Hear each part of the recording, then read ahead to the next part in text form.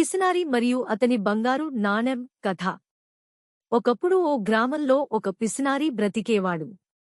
అతను చాలా ధనవంతుడు, కానీ దానిని ఖర్చు చేయటానికి మాత్రం సిద్ధంగా ఉండేవాడు కాదు. దుర్భరంగా జీవిస్తూ ఏ చిన్న ఖర్చును కూడా తప్పించుకునేవాడు. అతనికి బంగారంతో చేసిన ఒక నాణెం అత్యంత ప్రియంగా ఉండేది.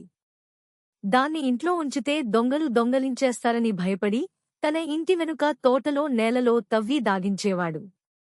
ప్రతిరోజూ వెళ్లి దాన్ని తవ్వి చూసేవాడు, మళ్లీ ఆ చోటే పాతేసేవాడు.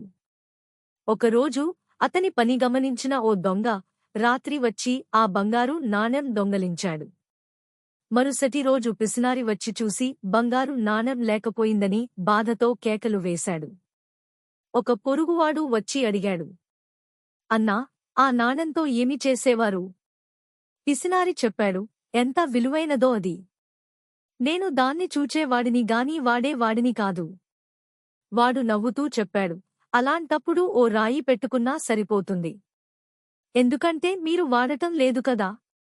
నీతి: ధనాన్ని సరిగ్గా వినియోగించాలి. దాన్ని వాడకపోతే అది విలువలేని వస్తువే.